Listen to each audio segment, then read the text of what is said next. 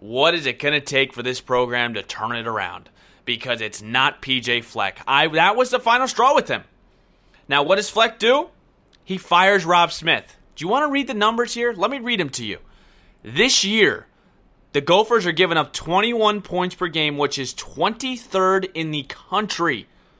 23rd in the country. 21 points a game. Their opponent's yards per game combined, this is rushing and passing, 293. That's 9th in the country.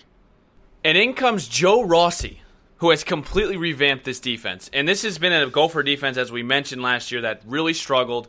And what if PJ Fleck doesn't make this move to fire Rob Smith? Because after this Illinois game, I'm not blaming. I mean, obviously the defense is a big part of it, but it usually falls on the head coach. I feel like this was PJ Fleck's almost last hurrah. This was his last chance to try to sell this Gopher program and the fans over. He needed to make this type of decision. And if he did, and the defense didn't pick up, listen, you can't fire nobody else. The next person that's up next to get fired is you. So it was a huge move there by PJ Fleck. So what if PJ Fleck doesn't fire Rob Smith?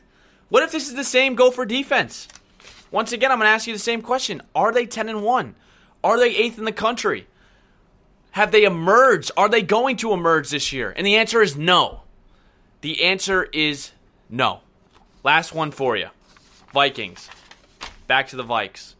What if Everson Griffin retired from football after that incident last year where he had to miss the Buffalo game, and there was reports that Everson Griffin, quote-unquote, went crazy, and there was something going on upstairs mentally, and he was taking things or whatever it may be. He had to be put in a mental hospital.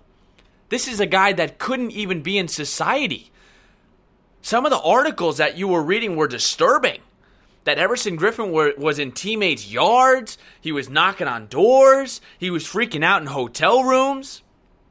This is an Everson Griffin last year where I kind of thought to myself, is this the last of Everson Griffin in a Vikings uniform, let alone in the NFL? Because this is the type of things, we talk about CTE.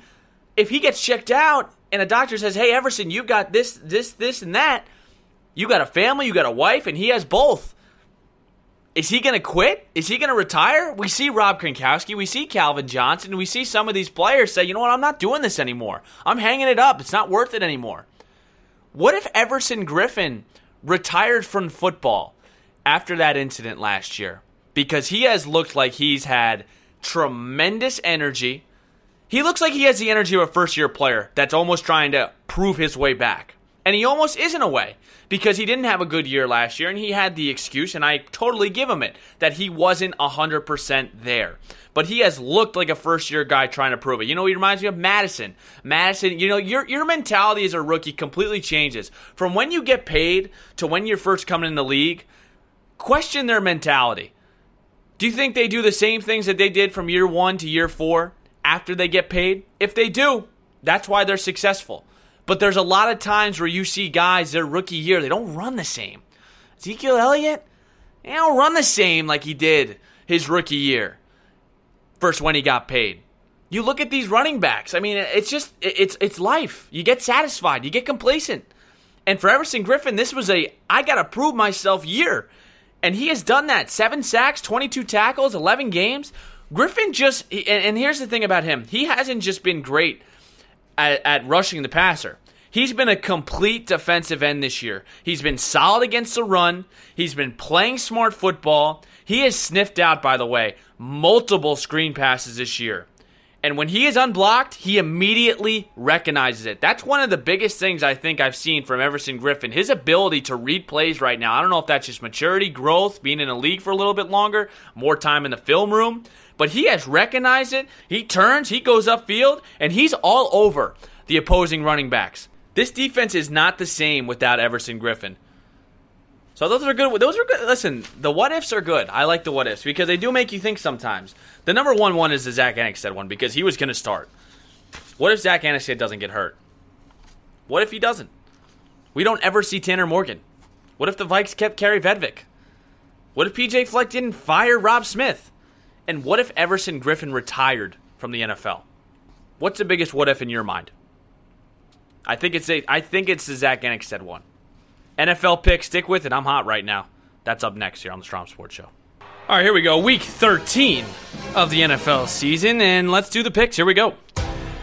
First one of the day here. New York Jets have been pretty nice to me these last few weeks. I'm not even going to lie to you guys. I mean, they've taken care of business with me last week. Raiders, week before that. Washington Redskins. They're doing me good here. I'm going to stick. They're giving me good vibes right now. Give me the Jets right now, -3.5 at Cincinnati. It's the best football they're playing right now. Sam Darnold looks like he's completely rejuvenated after a horrible stretch where he had his mono, where you're seeing ghosts against New England. I mean, Cincinnati's winless. Jets are all of a sudden hot. It's only -3.5. Give me the Jets here. Good spot here, only giving up a field goal and a half. I'll take the New York Jets on the road against Cincinnati Bengals. Next one here, Houston. Houston +3.5.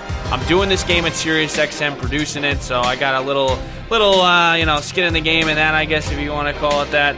Give me Houston +3.5 at home here. I think they could beat New England straight up. Once again, New England's not going to win the Super Bowl this year. They can't. They're not going to win the Super Bowl this year because, number one, they're not going to have home field advantage, I think, and number two, they don't have a good enough offense and enough production from their outside guys for Brady to lead this team.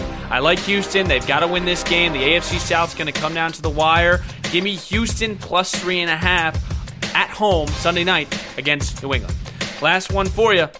My Vikings +3.5. I think they win outright. They're going to Seattle. The whole stigma about this team not being able to win in primetime, I think, is behind them. Kirk Cousins is on fire right now. They're coming off arguably the best win of the season, not against who they played. I understand they played Denver, but how they won is something that can change the entire morale and feel of a team.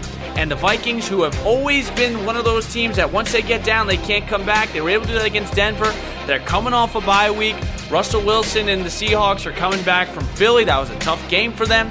Monday night, Kirk Cousins, 2-0 in prime time. All right, he beat his winning team against the Cowboys, which doesn't look as good because the Bills just went in there and boat raced them. But give me the Vikings here +3.5. Here's the thing about all three of these picks. Money line them all because they're going to win straight out. The Jets are going to win straight out against Cincinnati. That might not be a surprise to you. Houston's going to win straight up against New England. And the Vikings are going to win straight up against Seattle.